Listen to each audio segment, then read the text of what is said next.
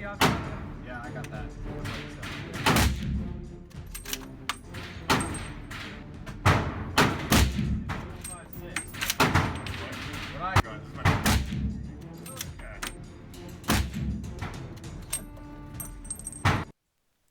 Hello YouTube. So today we are going to be taking a look at the CZ-550 Safari Classics in 375 H&H. I'm just going to do a quick look around. This gun is absolutely gorgeous. It is probably everything I could ever ask of in a rifle. I think it is absolutely perfect aside from the bolt handle, and we will get to that in a little bit. Some complaints some people might have right off the gate: it is a bit heavy. Comparatively speaking to other 375s out there, those maybe rifles that have been converted to 375 and even some factory produced 375 H&H rifles, this one is, I would have to say, the heaviest of the lot. But that added weight does come with some added benefits. So the first one obviously being, if your gun weighs more, your recoil's not going to be quite as sharp. That being said, it's still going to push you like an absolute mule, but it's not going to be quite as painful as, say, a really, really lightweight 30-06 might be really sharp and really snappy. That added weight helps to absorb some of the recoil and translate into more of like a great big push. And I'm not saying this gun will not kick. This gun will absolutely kick like a monster. Some 300 grain solids, for example, out of this at a max load will really, really give you a good wake-up call. That being said, comparatively speaking, it is only a 375 H&H. It's not something like a 458 Lot or a 460 Weatherby. So your time back on target is actually, in my opinion, pretty quick, which is why I like this gun so much. You know, you can't argue a 458's ballistically, more powerful. There's a lot more foot-pounds coming out of those than, say, a 375. But you have to look at, what rifle can I use the best and most effectively, and time on target for me is something that's pretty important. Again, the weight, like I was saying, if you were to take this on a serious safari, it's pretty heavy. If you don't mind the weight, then this is the gun for you if you like the 375. That being said, so the gun will kick. There's no brake on it. I kind of like that. It's not threaded, so you can't add a brake or a suppressor if you would need one of those for whatever reason. That being said, again, the weight does cut down on the recoil, and of all the guns I bought, this has probably the nicest rubber recoil pad of absolutely anything I've ever shot in my entire life. It's got the right amount of firmness, it's still squishy, it's really nice, and it's very comfortable to shoulder. So it really helps you. If you hold it tight, the gun doesn't punish you so much as push you. Again, I'm not saying it won't kick. It will kick like a monster with the right loads.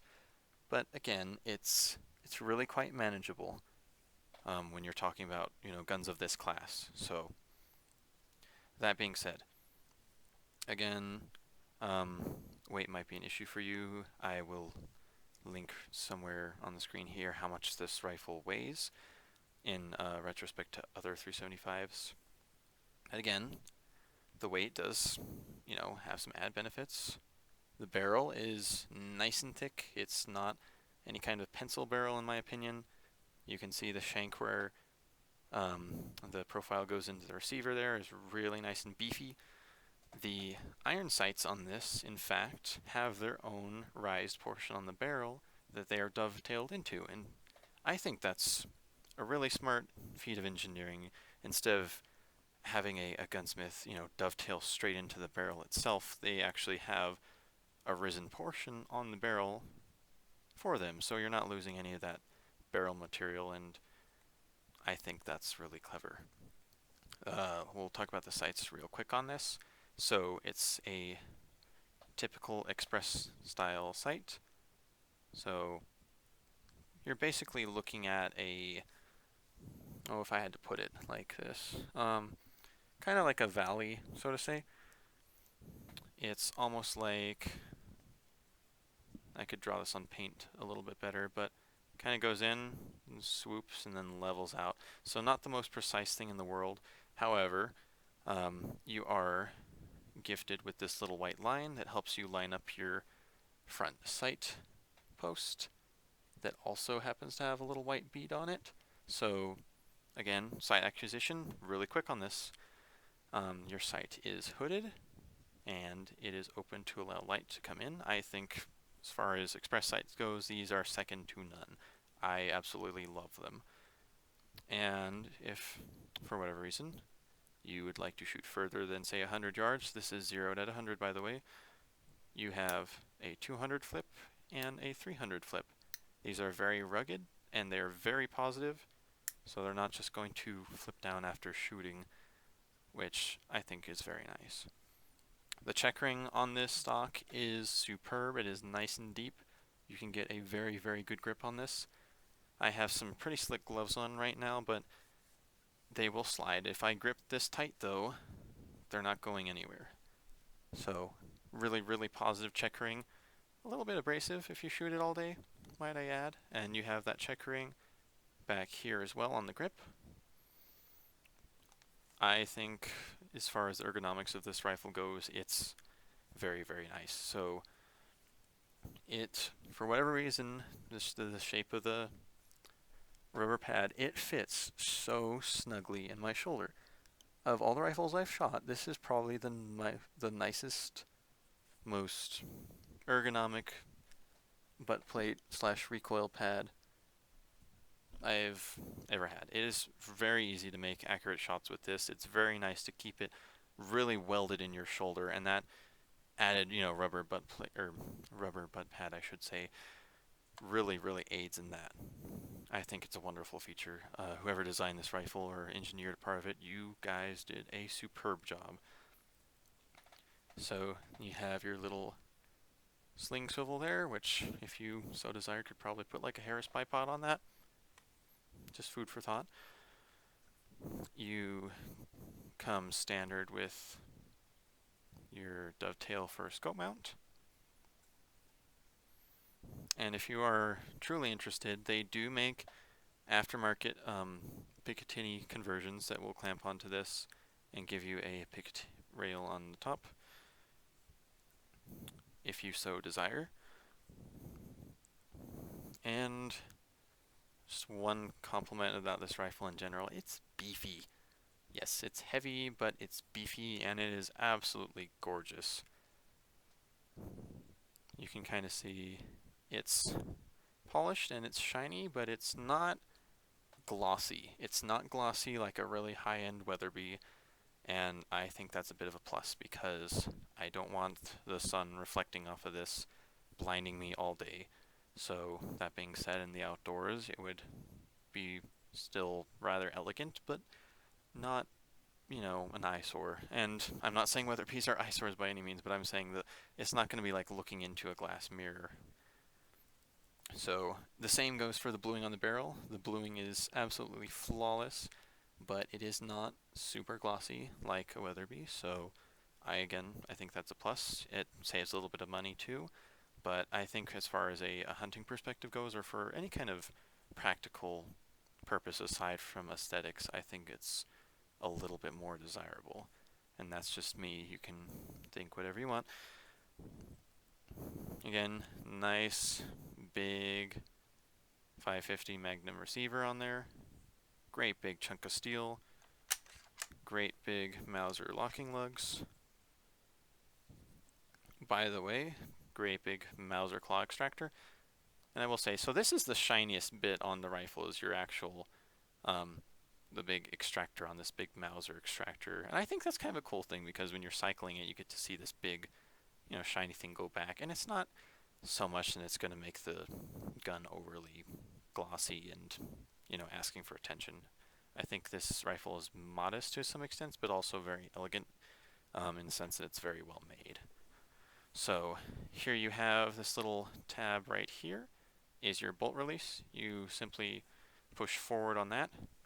You can pull the bolt out. I like this over, say, a rifle that takes a trigger release where you pull the trigger and you can pull the bolt out.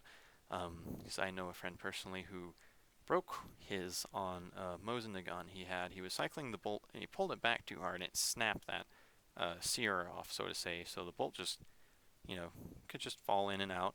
We can still fire the gun by locking it and letting go of the cocking piece, but the trigger at that point was not functional, and I, for that reason, don't really like them very much. So, and this is a bit of a kind of a newer style Mauser bolt head and bolt body, in the sense that you don't have a mill through the middle of the bolt. So the way they get around that is the bolt face on this actually has the cutout for the extractor as opposed to having it on the side, which I think is a little bit nicer than having to cut through one of your locking lugs. And realistically, I'm sure these, the locking lugs could handle just about anything you could safely stuff into them, but just for added security, it's, they're both untouched, which I think is nice. And on top of that, you have right under the bolt handle here, this little square is a third safety lug that locks in right into here. So when you push that fully downward, it is locked at the back of the receiver as well. So a third safety measure, which I think is very nice and very thoughtful. So getting onto that, you also have some nice big recoil bolt studs, lugs going through the barrel, just to help the stock with that. I think I did mention already, this is Turkish walnut. The checkering on it superb. Again, not too glossy. Actually, not really glossy at all, more so just a polished finish to it. I absolutely love this rifle. Aside from the Enfields, if I could change one thing about it, I guess I'd make it cock on close, but that's just me. So, but otherwise, as far as a practical sporting rifle goes, or a dangerous game rifle, I think this is perfect. It's absolutely perfect for me. I did mention the gun's heavy. Again, that add benefit also, and you can kind of see it here, how the magazine on this looks rather deep. So as opposed to other rifles in 375 H&H, like particularly some the Sacos, this will hold a full 5 rounds in the magazine. So you could have 5 rounds plus 1 in the chamber. So total of 6 rounds of 375 H&H of your choosing. That's a whole lot of energy to dump onto something without having to, even start to reload. I think that that's pretty important. And, there are numerous stories up there about dangerous game animals. But the number one thing you can say, shot placement is absolutely everything. So in my respects, I would rather have a 375 with, moderate recoil that I could be back on target with faster, have 6 rounds in, ready to go in the gun, than say a heavier like a 460 where the kick is so massive without a muzzle brake that to get back on the target is going to take a long time. So, and obviously you have a professional hunter with you to help out with this kind of thing, but this is just me as a preference. I'd like to have a little bit of extra insurance in that respect. So in that sense, I think it's perfect. And, many professional African hunters will say, choose whatever gun best suits you that you can handle and perform with the best. So try 458s, try 416s, try 375s, 9x3s, that kind of thing. Trying whatever you work the best with. That's the gun for you. Because again, shot placement is absolutely everything. Even the like even a 505 or something crazy like a 577 or even a 700. If you shoot it in the ass, then shot placement's everything. So getting back to the rifle, the machining on this is absolutely superb in every way. I'll put this kind of close to the mic. You can literally listen to it like that kind of little squeaky dragging noise. So the tolerances on this are super tight. As any of the CZ rifles I've ever handled, these are superbly made, and I absolutely love it because of that. So In fact, when I was checking this gun out before I bought it, I cycled it so fast that the stock lubricant on it actually combusted. It actually had a dieseling effect. It went poof, and a little cloud of smoke went up. I'm not kidding. This is a true story. So whatever stock lubricant, stock oil they had on the inside of the bolt body here, I was cycling it, and I went forward so quick that it poof, a little poof of smoke.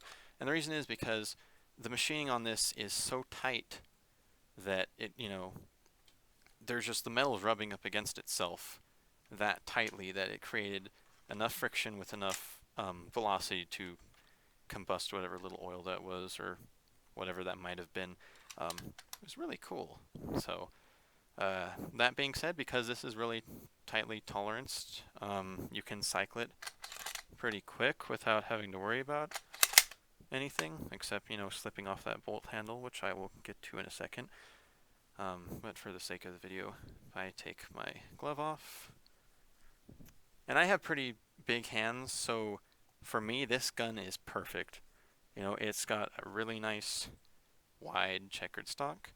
It's tapered here, but it's still got a whole lot of real estate for you. This gun is, it's me, it fits me so well. So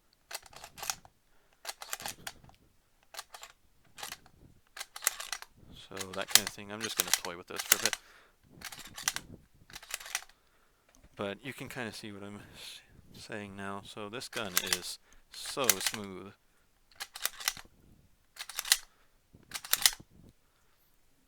I absolutely love it. And I mean, the grip on this is really nice too. You can really get a good hold on this thing without it falling down or whatnot. So I think it's wonderful.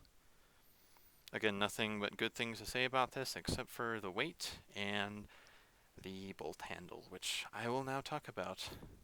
The only thing I would change about this rifle is that dreaded bolt handle. I think it's placed perfectly. I think, it's an ideal shape. The only qualm I have about it is it's so stupid flush with this stock. It is really, really easy to slip off it. And there's what I'm talking about.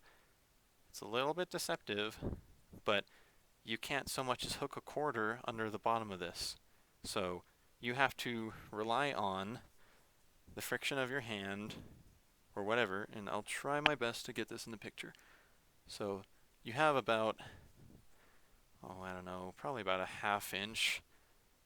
Let's actually measure it just for the heck of it. So the actual amount of bolt you can put your hand on is, right at a ½ inch. So just about a ½ inch worth of material you have to grab at. For a dangerous game gun, that's a little low. I would have much rather preferred something like, and I'll show you real quick on the Enfield. So as you can see here on the Enfield, that's fully closed. Look how much space you have to get at that bolt handle. The Krag Jorgensen is even better at that. The Krag sticks out a little bit more, or Krag, my apologies.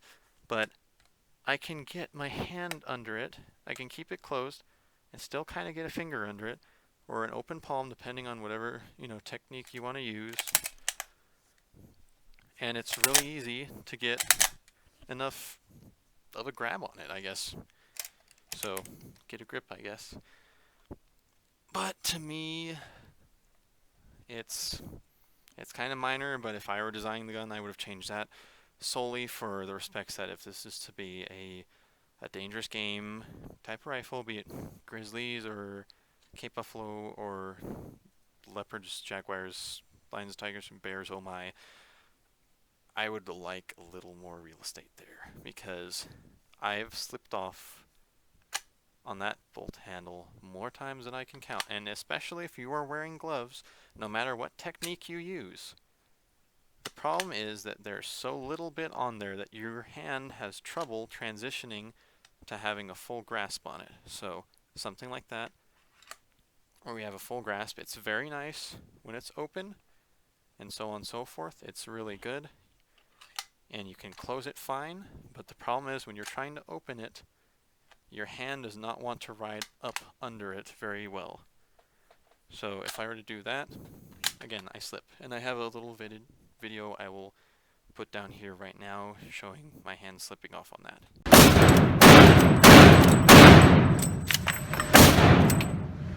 So that being said, you know, it's something that you kind of can fix, I guess. And because this is a Mauser style action, you're not going to accidentally eject a shell and load another one, or pardon me, you're not going to eject a shell like with a plunger style extractor and close on an empty chamber. Because it's a Mauser style action, that bolt has to come all the way back before it ejects that cartridge, and then you can pick up one. So I will say, you know, even if you happen to like slip off of this like halfway through here, like say you just open and slip off, at least you're not going to, like a plunger style ejector, you're not going to eject the round here, not pick up another one and go to close it and try to make another shot and click.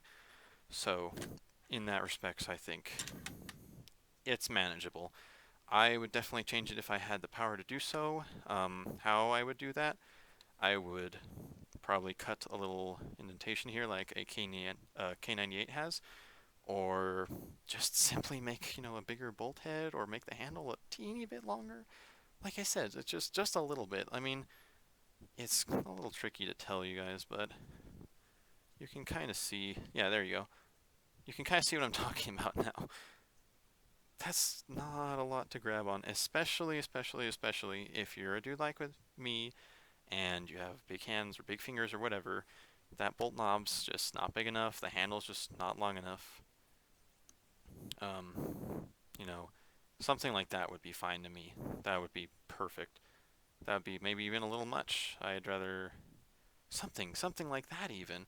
But I mean, come on.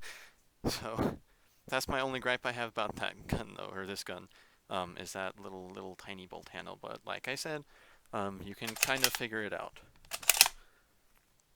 So, you know, I'd still rather take this though, honestly.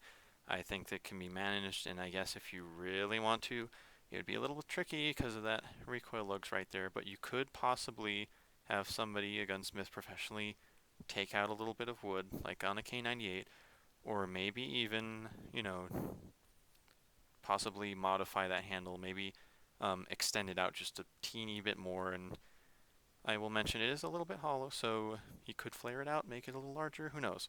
And I have seen some CZs that do actually have a nice solid bolt knob and bolt handle, much like a Weatherby does. I think Weatherby really got right on those, especially with a 60-degree throw. That's hard to beat on a, you know, bolt action repeating rifle.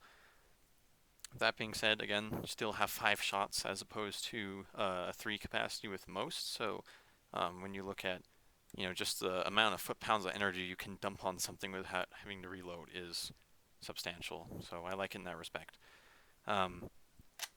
Again, big Mauser style action.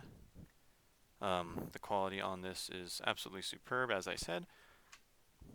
Great big Mauser style locking lugs in there. Locks up nice and tight.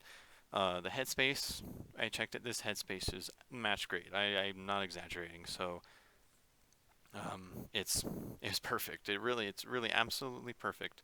And I guess partly that does lend to the fact it is, you know, a belted Magnum, so you headspace off that belt. So that being said, it's very consistent in that respects.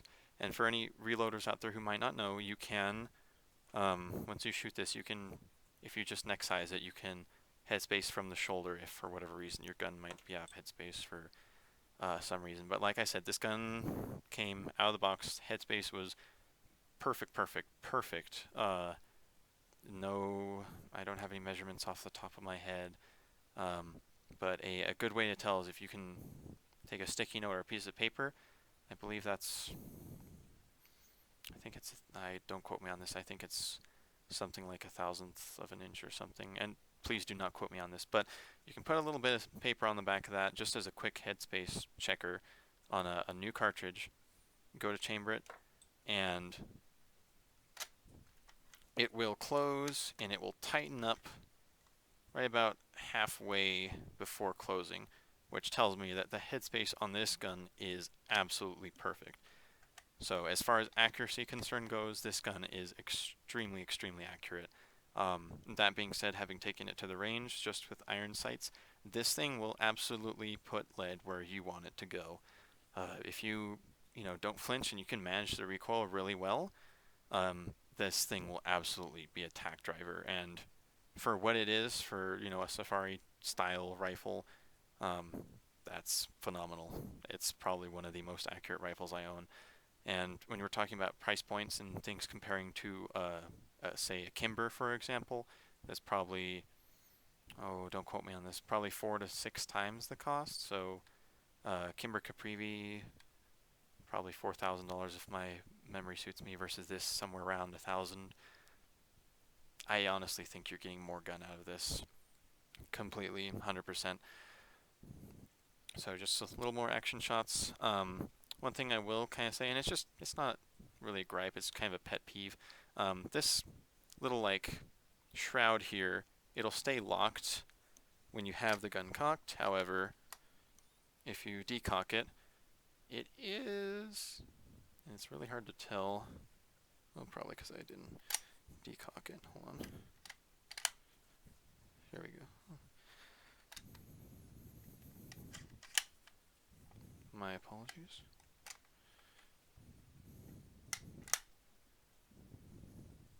Oh, that's why safety was on. Okay, there we go. So if the rifle's not cocked, this piece will kind of rattle a teeny bit. And it's not like an audible rattle, it is just kind of a fitting thing. So I will try to make this as clear as possible. But when it's not cocked, you see what I'm talking about there. So just maybe a little pet peeve if you're considering buying one of these.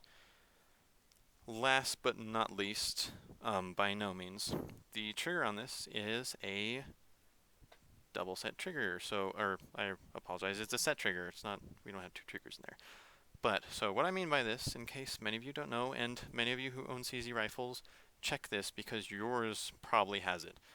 So, we have already a really, really crisp trigger on this, and for your guys' sake, rifle is clear. Okay, I will dry fire this once. I don't have a trigger gauge pull, so I apologize. If you're really curious, you can Google information on this. But for this rifle, extremely, extremely, extremely, extremely light trigger. That being said, that might be something you want to take into account. It doesn't take a whole lot of effort to set this off, so accuracy is really great. It's really crisp. However, here's where the interesting parts comes in. So if you cock this rifle and you take your trigger, CZ owners, and you push it forward, it'll click. Now you have it on the set trigger. And don't quote me on this, if my memory suits me, the stock trigger on this is 2 to 3 pounds, versus when you have the set trigger push forward, it's something like ranging somewhere in the ounces. It's a sub-pound, something under a pound, if my memory suits me. And I honestly, again, I don't have a trigger gauge puller with me, but I completely believe it. So I will try to be as light as possible with this. So we're going to take how about a little pen right here. So just have a little ballpoint pen, and we're going to show you just how light this trigger is when you have it in the set position. So 2 fingers, nice and wobbly. We go on over to the trigger. That is a really, really light trigger. So one more dry fire just for you guys. Go to the set trigger. So if you really were hunting or were just target shooting, wanted to take a time on, or take your time on something, like it's almost scary how light this trigger is. So, but that being said, this is an added plus. If, say, the recoil is a little harsh or a little stout for you, you can use the set trigger for your first shot, and as soon as you get it where you want to go, and this is cheating. Don't learn by this. Try to not anticipate the recoil. But if, say, you do anticipate the recoil for whatever reason, if you have that set trigger going, you'll get your shot off and you can fire before you kind of freak out about the recoil, and you can still shoot this gun very effectively. And for any of you who are, again, concerned with accuracy, again, kind of a heavy barrel for what it is, nice and thick. I'm pretty sure it's free floated. Let me check, double sure, just before I say anything. So, oh, I don't believe it is free floated actually. It might be. Okay, so it's kind of free floated. Maybe others are different, but so mine's free floated here, but right about here the stock is contacting the barrel. But the rest of it is free floating. So again, really accurate. The crown on this is very, very nice, very smooth. It's not a target crown or a recessed or any that kind of thing, so be wary if you were to drop this on concrete or muzzle in down on anything. You can mar the crown up on the barrel, so just be cautious of that. Again, and then lastly, another little stud here, and lastly again, this rifle shoulders, and you can hold on to it really, really, really tight, which is absolutely, essential to me. I do not like guns that I can't get a good grip on, pun intended. So again, stock's really nice, really beefy. This cheek piece right here is nice and wide and sits very flush and tight against my face. Another thing to take into consideration when shooting this is not have your mouth open, or just be wary that if you have your face tight on this and you kick it, or it kicks, you can kind of rattle your jaw a little bit, and that is annoying. And it will rattle your head a little bit too, so just kind of be wary that depending on what you shoot through this, it's going to kind of rattle your brains in a sense. So cartridge, again, 375 H&H. This is just a 300 grain lead nose, exposed tip, whatever you'd like to call it, cartridge. So, and brass of most belted magnums are, daughter childs of the 375 case. So you can get brass for this pretty well as compared to, say, other things like 404 Jeffrey or I don't know, 505 Gibbs, that kind of thing. 458 Nayati, I think, is 450. No, 585. Yeah, 585 Nayati. Stuff like that. That's a lot more expensive, comparatively speaking. So 375 H&H is out there. It's prolific. Lots of people hunt in North America with it. It's a great, great caliber. You can push those 300 grains up to 2600 feet a second if my memory suits me. So basically, if you want a comparison, you are about on par with the trajectory of a 30-06, except you are dealing a hell of a lot more foot-pounds downrange. So just something to consider, that they're pretty close, and if not the same, if my memory serves me. That being said, it doesn't kick like a 30-06, but it is what it is. You're buying a big gun here, so expect big recoil with a big gun. So just as this little size comparison, I have some 30-06 round right next to this. So I will try my best, but here you can kind of get an example. So it doesn't quite do justice to how much larger the 375 is. There you go. That's a good picture. So yeah.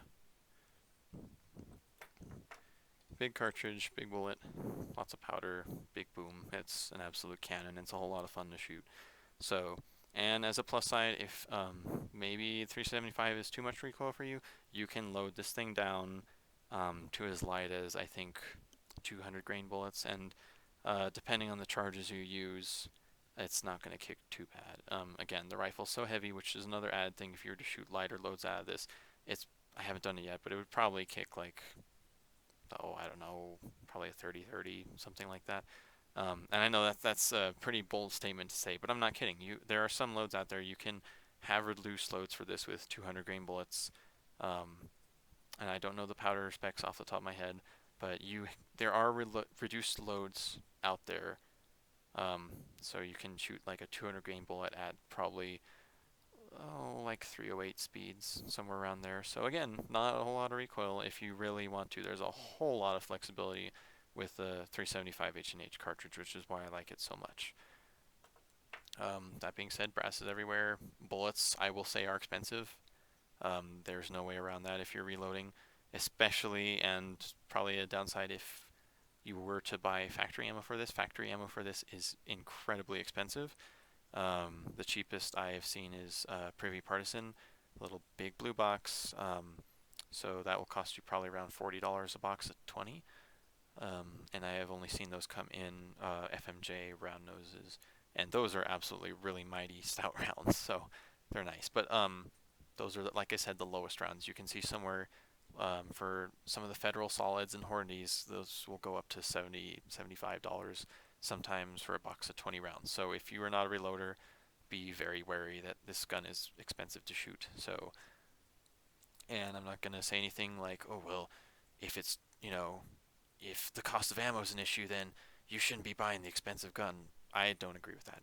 If it's something you want to have fun with on a weekend, or if you're a serious hunter, you're only going to shoot a few times a year anyway. So if performance is what you want out of a gun, I think this rifle is perfect. So one last look, you guys.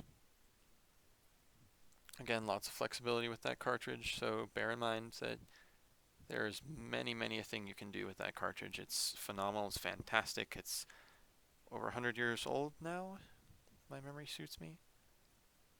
Gorgeous, gorgeous rifle. Looks like an oversized K98.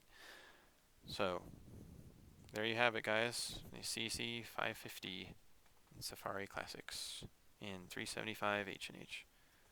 Let's try to get this in the shot for a nice thumbnail for you.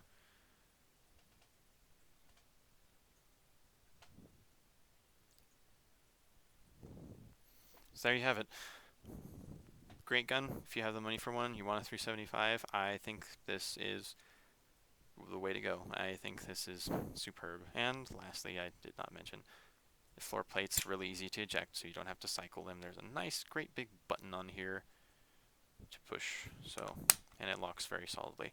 So that's that, guys. Nice slick bolt. Oh, one last thing. Almost forgot this.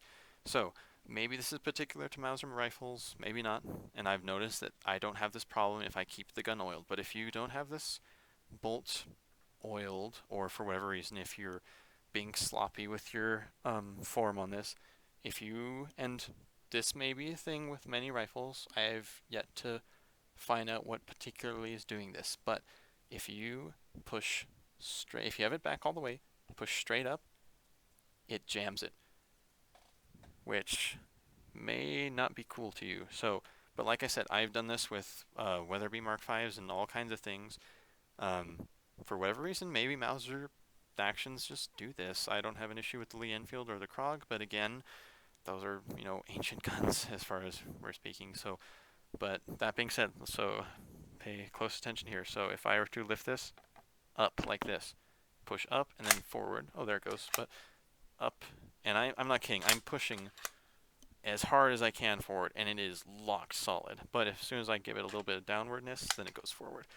I'm not sure why it does that. I, to this day, have no idea. I have Carcanos that do that, other Weatherbys and such that do the same thing. I'm trying to figure out what's doing it. I think it has something to do with that big extractor in there, or ejector, I guess, whatever you'd like to call it. I think maybe it has something to do with that. It might have something to do with this back of the receiver maybe not being long enough. I don't know. But again, with this rifle in particular, if you add some oil to it, it's a non-existent problem you don't need to worry about. So that's absolutely everything I can think of to talk about this gun. If you are considering buying one, I highly recommend it. This rifle in particular has a 1 in 12 twist. Extremely accurate, extremely well made. All CZs in my mind are superb. Every one I've handled is very well made. You will not be disappointed. And if you are considering buying one, you have my thumbs up. It's a good gun. Really, really good gun. Alright guys, that's all for today. Cheers, and I'll talk to you next time.